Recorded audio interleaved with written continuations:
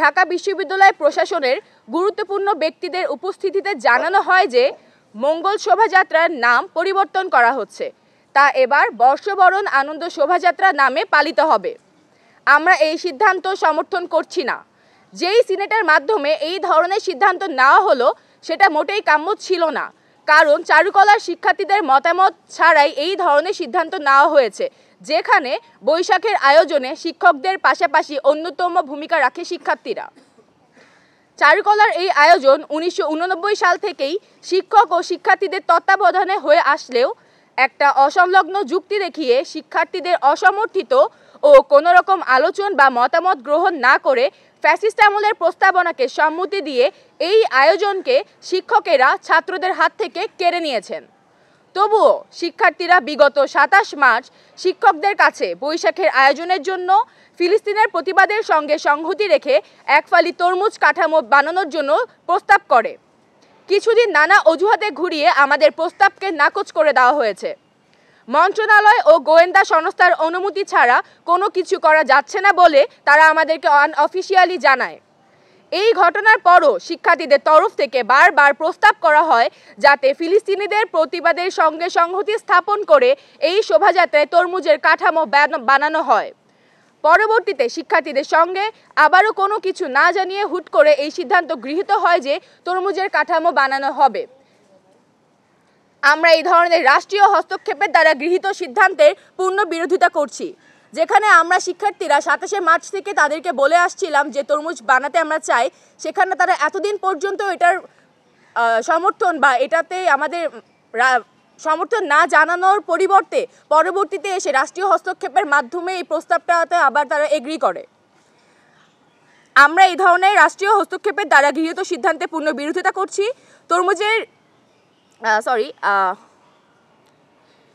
এই ধরনের কার্যকলাপ আমাদেরকে বিগত রেজিমের কথাই মনে করিয়ে দেয়, যেখানে আমরা চাইলে আমাদের শিল্পচর্চা ও এমন গুরুত্বপূর্ণ আয়োজনগুলো স্বাধীনভাবে করতে পারতাম না।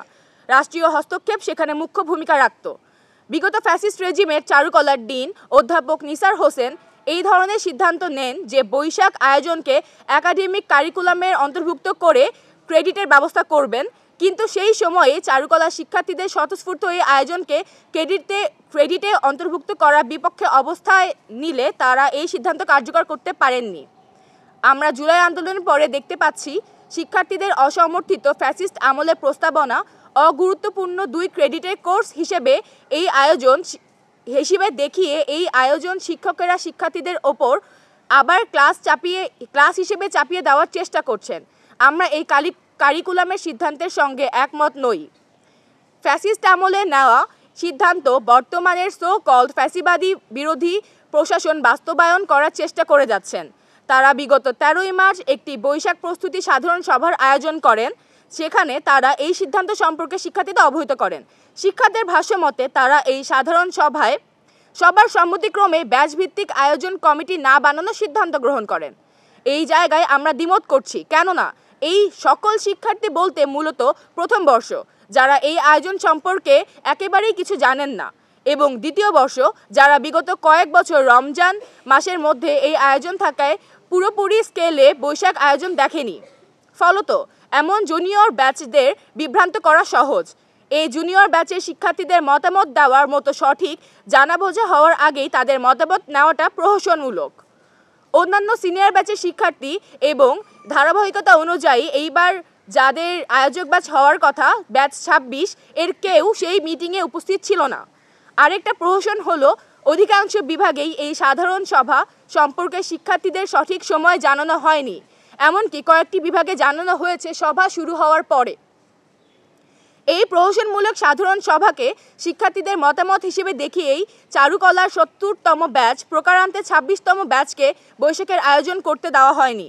পরবর্তীতে 26তম ব্যাচ যখন এই প্রস্তাবে তীব্র সমালোচনা করে বিবৃতি প্রদান করে, সেই সময় 26তম ব্যাচের সাথে একটি মিটিং করে প্রশাসন ও বলা হয় 26তম ব্যাচের 18 জনকে উপকমিটিতে বিশেষ বিবেচনায় আয়োজক হিসেবে জায়গা দেওয়া হবে।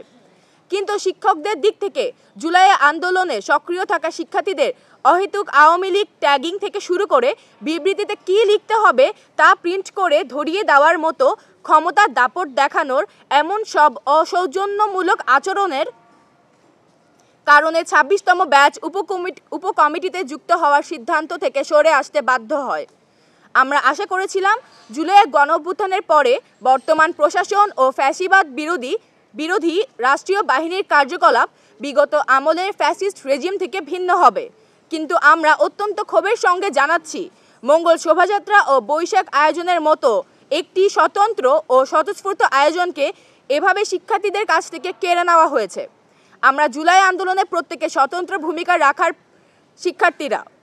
পরবর্তীতে জুলাই গণঅভ্যুত্থানের পরবর্তী সময়ে এই ধরনের রাষ্ট্রীয় ও বিশ্ববিদ্যালয়ের নিন্দাজনক কার্যাদির বিরুদ্ধে আমাদের কঠোর অবস্থান ও প্রতিবাদ জানাচ্ছি। আমরা আশা করি বিশ্ববিদ্যালয় যা কিনা গড়ে উঠেছে শিক্ষার্থীদের কেন্দ্র করে, সেখানে প্রতিটা সিদ্ধান্ত নেওয়ার ক্ষেত্রে প্রধান অংশীজন হিসেবে শিক্ষার্থীদের মতামত থাকবে।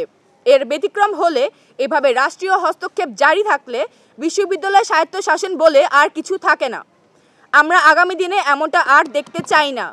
শিক্ষার্থীদের ওপর ভবিষ্যতে যেন এমন সিদ্ধান্ত চাপিয়ে দিতে না পারে প্রশাসন, সে লক্ষ্যে আমাদের আন্দোলন জারি থাকবে এবং এখন থেকে আমাদের দাবি থাকবে প্রয়োজনীয় সংস্কার করে ডাকসু কার্যকর করা হোক। মঙ্গল শোভাযাত্রা নিয়ে ভবিষ্যতে এমন পরিস্থিতি যেন না হয়, তার জন্য শিক্ষার্থী ও শিক্ষকদের আলোচনার মাধ্যমে একটা নীতিমালা প্রণয়নের প্রস্তাব রাখছি। জাতিকে আমরা নিরুৎসাহিত করব না। মঙ্গল শোভাযাত্রায় সকলের উপস্থিতি আমরা প্রতি বছরের ন্যায় এই বছরও কামনা করি, কিন্তু অনুষদের শিক্ষার্থীদের সাথে যেই অন্যায় হলো, প্রশাসনের কাছে আহ্বান থাকবে প্রশ্নবিদ্ধ সমস্ত সিদ্ধান্তের ব্যাপারে ব্যাখ্যা দিবেন। প্রয়োজনে উপযুক্ত সময়ে একটি বাহাস আয়োজনের জন্যও আমরা প্রস্তুত।